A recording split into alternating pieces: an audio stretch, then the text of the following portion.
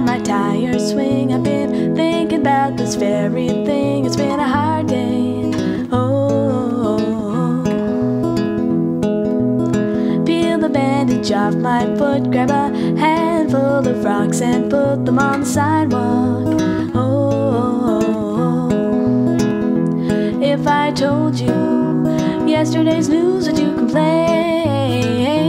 If I told you I was a little ashamed. When lids are closed and the night is still, except for you underneath my skin, I flounder and tossed, held hostage by my sheets. You kick from the turmoil. My black and white house, uprooted by a transitional squall, crashes down on the good witch of the East Coast in the land of Oz.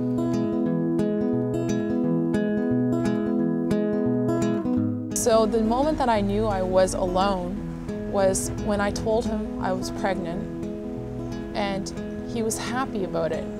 Then I found out he was leaving for Melbourne the next day, and I was leaving for Canada in a week. I was desperate to talk to him.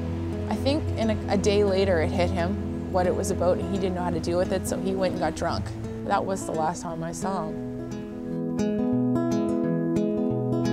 When I moved home to Nova Scotia, I used to have these reoccurring dreams when I was pregnant with Cole. I would travel back to Australia searching for his father, my belly swollen and my pockets empty. Of course, the only places hiring were bars, and they wouldn't give me a job because I couldn't fit into their Britney Spears outfit. So in the end, I was alone. I look back at that time of my life and I realized two things. One, I was never alone. And two, our lives and our destinies are in our own hands.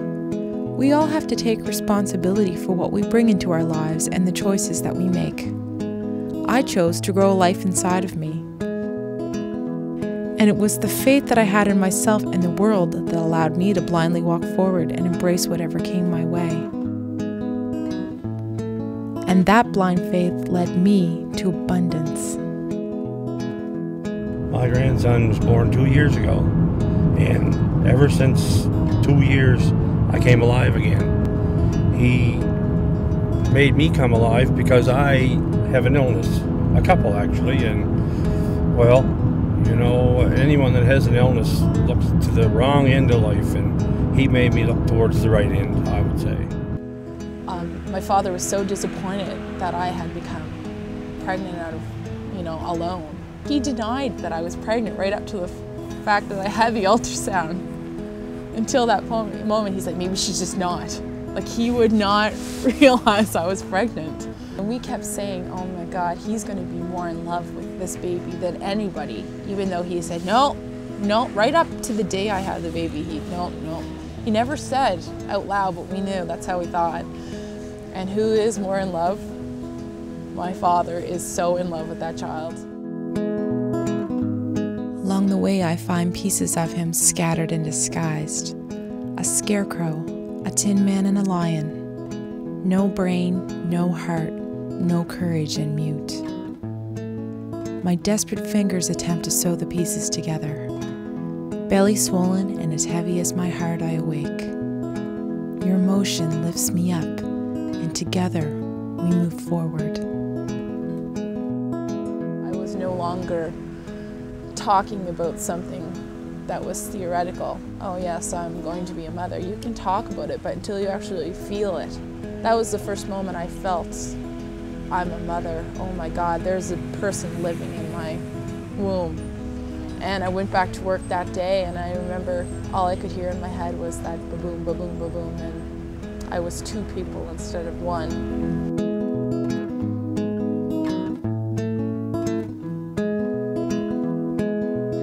Reach into my overcoat, grab a letter that an old friend wrote. It's been a few years. Everybody's disappeared. The snow has fallen and the streets are clear. It's good for walking. If I told you yesterday yesterday's news, would you complain?